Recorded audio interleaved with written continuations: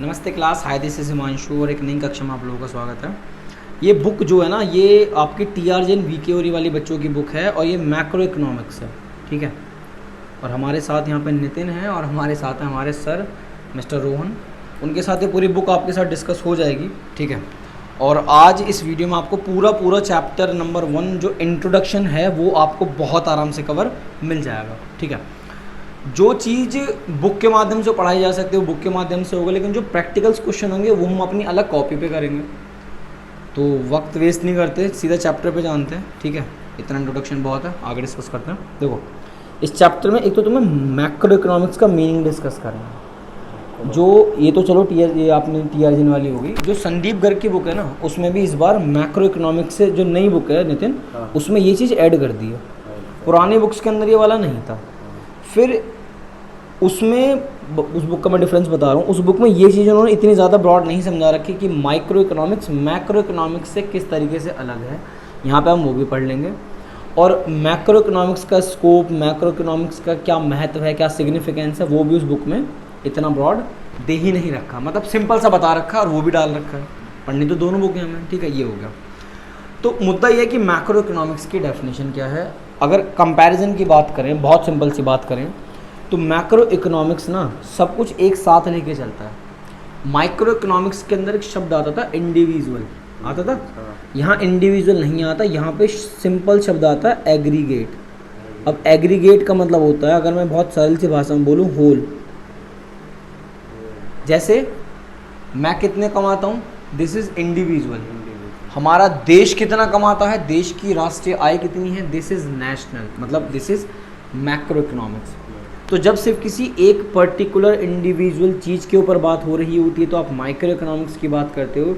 लेकिन आप देश विदेश पूरे विश्व को साथ में लेके चीज़ें करते हो तो आप मैक्रो इकोनॉमिक्स की बात करते हो। क्योंकि मैक्रो का असली मतलब होता है लार्ज, माइक्रो का मतलब होता है स्मॉल।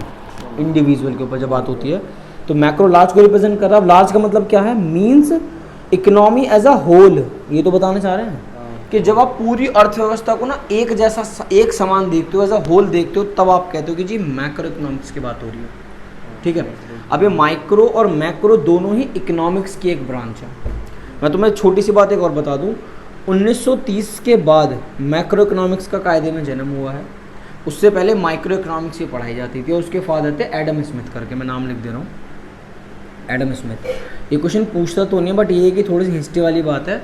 1930 में ना एक रिसेशन आया था वर्ल्ड वाइड। वैसे अगर इसका जेन्युइन डेट बताऊं तो 1928 से लेकर 1933 तक, बट मोटा मोटा 1930 याद रख लो। ये रिसेशन आया था, पूरे विश्व के अंदर ना बहुत बुरी हालत थी, मंदी का दौर था। उससे पहले मैक्रो इकोनॉमिक्स की थ्योरी थी नहीं। तो एक हमारे उस टाइम इकोनॉमिस्ट थे, सही है, सर कीन्स, अभी इसमें नाम आगे आएगा, मैं दिखा दूंगा। उनकी एक बुक पब्लिश हुई थी जो हमारे मतलब उस टाइम थे, तो उनका मैं नाम अगर लिखूं, जो उस टाइम मतलब जो इकोनॉमिस्ट थे उनका नाम था KEY, कीनेशियन। मतलब जब तुम पूरी मैक्रो इकोनॉमिक्स पढ़ोगे ना तो इनकी बात हमें माननी पड़ेगी, जिनका नाम क्या है, कीनेशियन, ठीक है, इस तरीके से। तो जब हम पढ़ाया तो होगा कीनेशियन थ्योरी अप्रोच के नाम से पढ़ाया जाएगा। वो पहले चलती थी क्लासिकल थ्योरी, वो इतना ज़्यादा पढ़ाते नहीं, वो एक अलग बात है। तो 1930 में जब ग्लोबल रिसेशन आया तो इनकी एक बुक पब्लिश हुई थी। उसका बुक का नाम था यार general theory of employment, general theory of employment. देखो इतना ना कोई बताने वाला यहाँ पे इसमें है नहीं, क्योंकि वो हिस्ट्री में ज़्यादा बिलीव करते नहीं है। तो general theory of employment, interest and money, जब ये बुक पब्लिश हुई उसके बाद हमारी जो मैक्रो इकोनॉमिक्स है, सही है, वो हमने अपना एक्चुअल में इकोनॉमी के अंदर लेना शुरू उसको कर दिया, ठीक है। बाकी तो इंडिया का इतिहास तो हमेशा चुराया गया है, तो वो एक अलग बात है। तो अब हम इनकी थ्योरी पढ़ते हैं। इसको कीन्स अप्रोच थ्योरी बोल सकते हो या थ्योरी अप्रोच बोल सकते हो। उससे पहले चलते थे क्लासिकल स्कूल अप्रोच या क्लासिकल थ्योरी अप्रोच, और इकोनॉमिक्स के फादर बोला जाता है जनरली एडम स्मिथ। तो अब जब हम पूरी बुक पढ़ेंगे तो वो इनकी बातों को ध्यान में रख के पढ़ेंगे। मैक्रो इकोनॉमिक्स देखो क्या कहता है कि मैक्रो इकोनॉमिक्स को जब डिफाइन करोगे तो is that branch of economics, यानी कि जो इकोनॉमिक्स, जो अर्थशास्त्र हम लोग पढ़ते हैं उसकी मैक्रो इकोनॉमिक्स मात्र एक ब्रांच है which study the economic issues. Economic issues का मतलब होता है कि जिसे कहते हैं इकोनॉमिक प्रॉब्लम, क्या प्रोड्यूस करना है, कैसे प्रोड्यूस करना है, किसके लिए प्रोड्यूस है ना, what to produce, how to produce, whom to produce. उसी चीज़ को हम जब पूरे विश्व लेवल पे देखते हैं, the level of an economy as a whole, level of economy as a whole, तो हम कह रहे हैं कि हम मैक्रो इकोनॉमिक्स पढ़ रहे हैं। डील, ये बात हुई। बाकी तो सारी थ्योरी, जैसे एग्जांपल की बात करते हैं, हम वहाँ पढ़ते थे इसमें 11th क्लास में कि किसी चीज़ के प्राइस कितने हैं, प्राइस घटे या भाई प्राइस बढ़ रहे हैं या फिर प्राइस घट रहे हैं। अब यहाँ पे जब पूरी अर्थव्यवस्था को साथ में लेते हैं तो इन्फ्लेशन जैसा शब्द आता है। अगर सारी चीज़ें बहुत महंगी हो रही तो इन्फ्लेशन, सस्ती हो रही है मतलब वो डिमांड सप्लाई पे डिपेंड करता है, वो एक अलग बात है, ठीक है। तो जैसे इन्फ्लेशन हो गया, ये मतलब एक बहुत बड़ा शब्द है, पूरी एंटायर इकोनॉमी को रिप्रेजेंट करता है। हम कह सकते हैं एग्रीगेट डिमांड, डिमांड शब्द माइक्रो का था, एग्रीगेट का मतलब है होल डिमांड, हमारी पूरी इकोनॉमी, हमारा पूरा भारत अगर हम अपनी ही बात करते हैं वो कितनी डिमांड करेगा पहले, ठीक है। एम्प्लॉयमेंट, अब एम्प्लॉयमेंट मतलब रोज़गार, रोज़गार पूरे भारत को जोड़ता है। तो इस तरीके से हम मैक्रो इकोनॉमिक्स को as a whole aggregate level पे पढ़ते हैं, ठीक है। बाकी तो उसमें कितना सारा पढ़ लो कोई दिक्कत नहीं है। फिर नेक्स्ट पॉइंट क्या था, देखो मीनिंग ऑफ जो मैक्रो इकोनॉमिक्स था वो हमने डिस्कस कर लिया, थोड़ा सा हिस्ट्री को थोड़ा बहुत जान जून के, ठीक है। अब है कि वो उससे अलग किस तरीके से, माइक्रो इकोनॉमिक्स और मैक्रो इकोनॉमिक्स दोनों अलग कैसे हैं, इस पर बात करेंगे थोड़ा बहुत। देखना उन्होंने बड़ी चीज़ें दे रखी हैं, विद एग्जांपल दे रखे। सबसे पहला बेसिस ऑफ स्टडी, आप स्टडी के बिहाफ पे किस तरीके से पढ़ते हो, तो वो साफ साफ कहता है कि भैया माइक्रो इकोनॉमिक्स के अंदर आप इंडिविजुअल चीज़ पढ़ोगे, जैसे कि एक घर हो गया, एक फर्म हो गई, एक इंडस्ट्री हो गई। तो माइक्रो इकोनॉमिक्स तो एक चीज़ पढ़ाती है, लेकिन मैक्रो इकोनॉमिक्स क्या कहती है, वो कहता है भाई साहब आपको सब कुछ एक साथ पढ़ना, इकोनॉमी एज अ होल, कोई एक घर नहीं, पूरे अर्थव्यवस्था के घरों की बात हो रही है, कोई एक इंडस्ट्री की बात नहीं हो रही, एंटायर इंडस्ट्री की बात हो रही है, इस तरीके से। तो स्टडी के बिहाफ पे इंडिविजुअल और यहाँ पे एज अ होल एग्जाम्पल दे रखा है, ठीक है, कोई बात नहीं, ठीक है। अगर हम बात करें सिंपल सी, जैसे कि पर कैपिटा इनकम, मतलब एक व्यक्ति कितना कमाता है, ये हो गया इंडिविजुअल। हमारी पूरी एंटायर इकोनॉमी कितना कमाती है, ये हो गया एज अ होल, ठीक है। दूसरा क्या है, इकोनॉमिक वेरिएबल्स, जैसी बुक है वैसे काम करेंगे, ठीक है। इकोनॉमिक वेरिएबल्स की बात करते हैं, तो इकोनॉमिक वेरिएबल्स में वो ये कहता है कि भैया जैसे पहले 11th क्लास में माइक्रो इकोनॉमिक्स के अंदर पढ़ाया जाता था कंज्यूमर डिमांड कितनी कर रहा है, एक व्यक्ति की क्या डिमांड है, और प्रोड्यूसर कितनी सप्लाई कर रहा है, कि ये फलाना प्रोड्यूसर कितनी सप्लाई कर रहा है। अब एक व्यक्ति की डिमांड या किसी एक फर्म की डिमांड या किसी एक मार्केट की डिमांड की बात ही नहीं होगी, पूरी एंटायर इकोनॉमी कितनी डिमांड कर रही है वो है एग्रीगेट डिमांड, और पूरी एंटायर इकोनॉमी कितना सप्लाई कर रहा है वो है एग्रीगेट सप्लाई। इसके ऊपर तुम्हें तो ये आगे ना पढ़ने को मिलेगा कि एग्रीगेट डिमांड और एग्रीगेट सप्लाई के ऊपर प्रॉपर चैप्टर है, सही है। चलो जी आगे चलते हैं। तो ये बात होगी जब इकोनॉमिक वेरिएबल्स की बात करते हैं। फिर वो कहता है इकोनॉमिक एजेंट के ऊपर बात करना। अब एजेंट का काम क्या होता, तो जैसे कहता है इंडिविजुअल में, इसमें क्या होता था माइक्रो इकोनॉमिक्स के अंदर, भाई ये कहता था कि individual economic agent like consumer and producers, इन्होंने कंज्यूमर और प्रोड्यूसर्स को क्या बना दिया, एजेंट बना दिया, लेकिन ये माइक्रो लेवल पे काम कर रहे हैं, ठीक है। एक कंज्यूमर क्या डिमांड कर रहा है, एक प्रोड्यूसर कितनी सप्लाई कर रहा है, एज अ एजेंट काम करते हैं। लेकिन भाई मैक्रो में बड़ा चलता है, जैसे रिजर्व बैंक ऑफ इंडिया का क्या काम है, आरबीआई पूरे देश की मॉनेटरी सिस्टम को, यानी कि जो पैसे की जो लेन देन होते हैं ना उसका पूरा ध्यान रखता है RBI. SEBI security exchange board of India, जितनी भी प्राइवेट या पब्लिक जितनी भी कंपनियां हैं उन पर जो नज़र लगा के बैठा हुआ है, कौन बैठा हुआ है, सेबी बैठा हुआ है, ठीक है।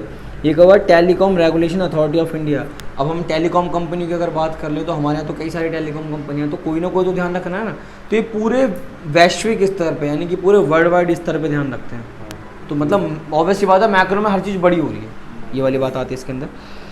अगर डिग्री ऑफ एग्रीगेशन के हिसाब से बात करें तो उसको ना एग्जाम्पल से समझते हैं, क्योंकि एग्रीगेशन शब्द ना ऐसा लगता है भारी सा। माइक्रो इकोनॉमिक्स में there is a limited degree of aggregation, हमें क्या पता डिग्री ऑफ एग्रीगेशन क्या होता है, तो इलस्ट्रेशन से पढ़ते हैं। तो micro economics study equilibrium of an industry, it is on the aggregation of all the firm producing the particular commodity. यहाँ पे ये मैं बताता हूँ क्या मतलब है। जब भाई आप बात करते हो किसी एक इंडस्ट्री की और उसने कितनी पर्टिकुलर कमोडिटी प्रोड्यूस करी, 100, 200, 1000, 2000, 10,000, लेकिन जब आप मैक्रो इकोनॉमिक्स के लेवल पे बात करते हो तो आप वहाँ पे ना सब कुछ लेके चलते हो। यहाँ तो उन्होंने एक इंडस्ट्री की बात कर दी, एक इंडस्ट्री की, वहाँ पे एंटायर इंडस्ट्री की बात होगी कि एंटायर इंडस्ट्री मिलकर कितना, ये ना it is on aggregation. Aggregation का मतलब ना, एग्रीगेट का मतलब बेसिकली जोड़ना हो जाता है। हम कहते हैं ना एग्रीगेट डिमांड, तो पूरी इकोनॉमी की डिमांड को जोड़ दो, एक व्यक्ति की डिमांड को जोड़ दो तो एग्रीगेट डिमांड बन जाएगा। Aggregation of all the economic unit of the economy, यानी कि हमारी अर्थव्यवस्था के अंदर जितने भी इकोनॉमिक यूनिट्स हैं जो प्रोडक्शन करती हैं उन सबको जोड़ दो, आपको मैक्रो लेवल मिल जाएगा। ठीक है। तो ऐसे डिग्री ऑफ एग्रीगेशन ऑब्वियस की बात है, माइक्रो का छोटा मिलेगा और मैक्रो का बड़ा मिलेगा। अगर अजम्पशन की बात करें, डिफरेंट सेट ऑफ अजम्पशन, तो गांठ लगा लो, जब माइक्रो इकोनॉमिक्स पढ़ोगे तब मैक्रो इकोनॉमिक्स की सभी बातें कांस्टेंट मानोगे, ये मान के चलना पड़ेगा, ये अज्यूम करना पड़ेगा। और जब मैक्रो इकोनॉमिक्स पढ़ोगे तब माइक्रो इकोनॉमिक्स से रिलेटेड जितनी भी बातें हैं उनको हमें क्या मानना पड़ेगा कि भाई साहब कोई बदलाव नहीं आ रहा, सब कुछ कांस्टेंट है। माइक्रो के टाइम पे मैक्रो शांत है, मैक्रो के टाइम पे माइक्रो शांत है, ये मानना पड़ेगा। ठीक है, चलो अब सेंट्रल इशू की बात करें तो कहता है एलोकेशन ऑफ रिसोर्सेज, आप रिसोर्सेज का किस प्रकार से इस्तेमाल करते हो is the central issue in micro economics, determination the overall level of output is the central issue in the macro economics. एक व्यक्ति रिसोर्सेज का किस प्रकार इस्तेमाल करता है ये माइक्रो इकोनॉमिक्स में सिखाया जाता है। हमें अपनी पूरी एंटायर इकोनॉमी के रिसोर्सेज को किस तरीके से इस्तेमाल करना है जिससे हम अपनी रिसोर्सेज को वेस्ट ना होने दें। मतलब एक अकेले व्यक्ति की बात नहीं है, पूरी देखो पानी बचाना सिर्फ हमारे काम नहीं है, ये पूरे वर्ल्ड के लिए एक चैलेंज है, क्योंकि 2-3% पानी अर्थ पे जो पीने लायक है ना। और आने वाले टाइम में एक खारे पानी को अगर आप मतलब मीठा पानी बना के पीना चाहते हो तो बहुत ज़्यादा कॉस्टली होता है। जितनी अरब कंट्रीज़ हैं इन यहाँ पे तेल से ज़्यादा पानी महंगा है, उन पे पानी है ही नहीं। क्यों? वो खारे पानी को अगर जहाँ पे पानी अगर खारे पानी को मीठा बना रहे हैं अच्छा खासा पैसा खर्च होता है। तो हम तो इतने अच्छे देश में पैदा हुए हैं कि यहाँ तो कुदरत ने सब कुछ दिया हमें, बट कदर नहीं है हमें। इसी बात पे पेड़ लगाएंगे हम लोग, ठीक है। पर्सनली इस चीज़ में इन्वॉल्व होना। मैथड ऑफ स्टडी, तो मैथड ऑफ स्टडी में ये कहा जाता है कि मैक्रो इकोनॉमिक्स को पढ़ा जाता है जनरल इक्विलिब्रियम एनालिसिस को ध्यान में रखते हुए, और माइक्रो इकोनॉमिक्स को पढ़ा जाता है पार्शियल इक्विलिब्रियम एनालिसिस को ध्यान में रखते। तो अब ये है क्या, तो ये बड़ा प्यारा क्वेश्चन उन्होंने यहाँ दे रखा है, हॉट्स में समझा रखा है, ठीक है। देखते हैं इसको। चैप्टर ज़्यादा बड़ा नहीं, बहुत छोटा सा चैप्टर, खत्म हो जाएगा अभी, ठीक है। फिर भी 13 मिनट की वीडियो तो खींची गई, कोई बात नहीं। देखो पार्शियल इक्विलिब्रियम क्या रिप्रेजेंट करता है, इक्विलिब्रियम इन वन मार्केट, यानी कि जब आप पार्शियल इक्विलिब्रियम एनालिसिस की बात करते हो, यानी कि जब आप माइक्रो इकोनॉमिक्स की बात करते हो तो इक्विलिब्रियम का एक ऐसा मतलब समझ लो कि हमारी जो चीज़ है ना वो बिल्कुल बैलेंस है, ना कम ना ज़्यादा, ये इक्विलिब्रियम होता है, balanced situation in one market. जब उन्हें सिर्फ एक मार्केट को बैलेंस करना होगा तो आप माइक्रो लेवल की बात कर रहे हो, एक मार्केट, तो आप बोल रहे हो कि आप पार्शियल इक्विलिब्रियम रेफर्स की बात कर रहे हो। वो कहता है कि partial equilibrium refers to equilibrium in one market, like कोई भी कमोडिटी बेस्ड मार्केट हो सकती है, on the assumption that there is no change in the other markets. फिर आप ये मान के चलो कि बाकी सभी मार्केट्स कैसी हैं, कांस्टेंट। जब आप किसी एक मार्केट को पिक कर रहे हो, आपने मार्केट पिक करी कमोडिटी, कमोडिटी का मतलब होता है चीज़ों से, तब आप लेबर मार्केट, कैपिटल मार्केट के अंदर ये मानोगे कि इनके अंदर कोई बदलाव नहीं आएगा, वो रहेंगे चेंज, सॉरी वो रहेंगे बिल्कुल सेम। जो चेंज आएगा वो सिर्फ कमोडिटी मार्केट के अंदर चेंज आएगा। जनरल इकोनॉमी के अंदर क्या होता है, आप पूरी एंटायर इकोनॉमी की सभी मार्केट्स को साथ में लेके चलते हो, ठीक है। तो पार्शियल में किसी एक मार्केट को पिक करो, बाकी सभी मार्केट कांस्टेंट है। और भाई जनरल में ऐसा नहीं है, सब क्या है अलग, सबकी बात हो रही है एक साथ, सबकी, लेबर की बात हो रही है, कैपिटल मार्केट की बात हो रही है, कमोडिटी मार्केट की बात हो रही है, व्हाटएवर जितनी भी प्रकार की मार्केट है सबकी बात हो रही है। फिर एक शब्द आता बड़ा प्यारा सा, पैराडॉक्स। जो चीज़ पैराडॉक्स का मतलब मैंने उसमें देखा था, जो हसला बिजुस बार हुआ था तो उसमें एक बंदा आया था पैराडॉक्स करके, कि जो चीज़ है ही नहीं आप उसके ऊपर बात कर रहे हो, सही है। माइक्रो इकोनॉमिक्स के बिना मैक्रो इकोनॉमिक्स अधूरी है और मैक्रो इकोनॉमिक्स के बिना माइक्रो अधूरी है। एक छोटी सी बात करते हैं। हमने कहा नितिन तो फ्यूचर में सपोज कर तू 1 लाख रुपए महीना कमा रहा है, ये तेरी अकेले की बात हुई है ना, इसको बोलते हैं सिर्फ 1% की इनकम। ये हुई माइक्रो लेवल पे बात। अगर हम पूरे देश के एक एक व्यक्ति, जिसको आप इंडिविजुअल माइक्रो बोलते हो, एक एक व्यक्ति की इनकम को जोड़ दोगे तभी बनेगा नेशनल इनकम, तभी बनेगा ना नेशनल इनकम, ठीक है। इसी प्रकार डिमांड के साथ होता है। तो डिमांड में क्या होता है, डिमांड में भी यही चीज़ चल रही है कि जब आप एक अकेले व्यक्ति की डिमांड करते हो, जब आप कोई एक अकेली चीज़ की डिमांड करते हो, ठीक है, जब आप किसी एक चीज़ की डिमांड करते हो तो इंडिविजुअल, और जब आप पूरी उसी एक एक व्यक्ति की टोटल डिमांड करनी, पूरी एंटायर इकोनॉमी के लोगों की डिमांड को जोड़ देते हो तो बन जाता है एग्रीगेट डिमांड, ठीक है। तो पैराडॉक्स का तो ये सब मतलब हो जाता है कि एक ऐसी बात, मतलब हिंदी में अगर बोलें तो इसके लिए हिंदी जो शब्द हमने लिखी थी होती वह बात जो वास्तव में सच हो परंतु देखने में साफ झूठी पड़ती हो। वो ना शक्ल देख के भाई तो हरामी लग रहा है, भाई वो नहीं है, वो शक्ल ही ऐसी मिली है उसे। किसी को इंटेंस लुक दिया ऊपर वाले ने, किसी को क्यूट लुक दिया है, और कहते हैं ना जो शक्ल से शरीफ होते हैं वो हरामजादे होते हैं। तो पैराडॉक्स इसी बात को दर्शाता है कि ये दोनों एक दूसरे से ना बिल्कुल मतलब इंटरकनेक्ट हैं। सही, किसी को अगर ये लगता हो ये दोनों कॉम्पिटिटिव फेस में नहीं है, ये एक दूसरे को पूरा करते हैं, कंप्लीट करते हैं। बिना माइक्रो के मैक्रो को समझ पाना मुश्किल है, इसलिए कहते हैं कि ये दोनों, माइक्रो को छोटा भाई बोल दो, मैक्रो को बड़ा भाई। ये पैराडॉक्स शब्द इस्तेमाल होते हैं यहाँ पर, ठीक है। और कुछ ज़्यादा चैप्टर में रहता है थोड़ा सा स्कोप वगैरह, स्कोप में ज़्यादा मत घुसना भी, ठीक है। कि स्कोप का मतलब है कितना क्षेत्र है, और सिग्निफिकेंस का मतलब है कि कितना इसका महत्व है, यही इसका टॉपिक है। उसके बाद है चैप्टर खत्म। स्कोप की बात करो तो मैक्रो इकोनॉमिक्स के अंदर एक तो आप अपनी नेशनल इनकम कैलकुलेट करोगे कि आपके देश की राष्ट्रीय आय कितनी है, प्रति व्यक्ति आय कितनी है, और and related aggregates. Related aggregates का मतलब होता है, मैं तुम्हें एक चीज़ लिख के दे रहा हूँ, नेशनल इनकम को हम पता किस तरीके से लिखते हैं, NNP@FC। इसका क्या मतलब है, आगे पढ़ेंगे ये चीज़ अभी। Net national product at factor cost. तो जिनको लगता है ना कि नेशनल इनकम, तो नेशनल इनकम को ना एग्रीगेट के फेस में, नेशनल इनकम को एग्रीगेट फेस में ऐसे पढ़ते हैं, net national product at factor cost, यानी कि NNP@FC। तो इसको बोला जाता है आमतौर पर एग्रीगेट, और ऐसे ना और भी कई सारे एग्रीगेट होते हैं। तो आप मैक्रो इकोनॉमिक्स की मदद से नेशनल इनकम भी कैलकुलेट कर सकते हो और उसके रिलेटेड एग्रीगेट्स भी। थ्योरी ऑफ एम्प्लॉयमेंट, तो देखो यहाँ लिखा हुआ है कि macroeconomics study the theory related to employment और unemployment in the economy. Keynes theory of employment, पता पहले क्या कहा जाता था, अनएम्प्लॉयमेंट तो कुछ होता ही नहीं। हम एक ऐसी अर्थव्यवस्था के अंदर रहते हैं जहाँ एक टाइम के बाद चीज़ें बैलेंस हो जाती हैं और कोई भी व्यक्ति लंबे समय तक बेरोजगार नहीं रहता। कीन्स की थ्योरी, जब मैक्रो इकोनॉमिक्स की थ्योरी आई तो समझ में आया कि लोग एम्प्लॉयड भी हो सकते हैं और अनएम्प्लॉयड भी हो सकते हैं। और ये इस करंट ईयर का मुद्दा है कि अनएम्प्लॉयमेंट के ऊपर क्वेश्चन आमतौर पर बन भी जाता है, ठीक है। थ्योरी ऑफ मनी, अब भाई मनी की अगर बात करें तो पूरा चैप्टर हमें पढ़ा जाएगा क्रेडिट ऑफ क्रिएशन, पूरे कॉमर्शियल बैंक्स किस तरीके से काम करते हैं, रिजर्व बैंक ऑफ इंडिया किस तरीके से काम करता है, ये पूरा चैप्टर है, बल्कि पूरी एक यूनिट है, वहाँ पढ़ने को मिलेगा ये। Theory of general price level of inflation and deflationary gap. अब ये जो उन्होंने बोला ना इन्फ्लेशन एंड डिफ्लेशनरी गैप, ये पूरा एक चैप्टर है, सही है। तो पूरी जो बीच में एक यूनिट आएगी, इसको नेशनल इनकम और मनी एंड बैंकिंग को ख़त्म करने के बाद जो पूरी थ्योरी है ये वहाँ पढ़ने को मिलेगा कि इन्फ्लेशन महंगाई कब बहुत ज़्यादा होती है और डिफ्लेशन मंदी का दौर कब आता है, सही है। इन्फ्लेशन डिफ्लेशन, इन्फ्लेशन के टाइम पे डिमांड ज़रूरत से ज़्यादा होती है, डिफ्लेशन के टाइम पे जो डिमांड है ज़रूरत से कम होती है, और उसका सीधा सीधा इम्पैक्ट हमारे जो जनरल प्राइस होते हैं ना, आम प्राइस, उन पे पड़ता है। एग्जाम्पल, पीस में बेचने के लिए 10, खरीदने वाले हैं 15, 5 पीस की डिमांड फालतू है, अपने आप चीज़ महंगी हो जाएगी, दुकानदार अपने आप चीज़ महंगी कर देगा।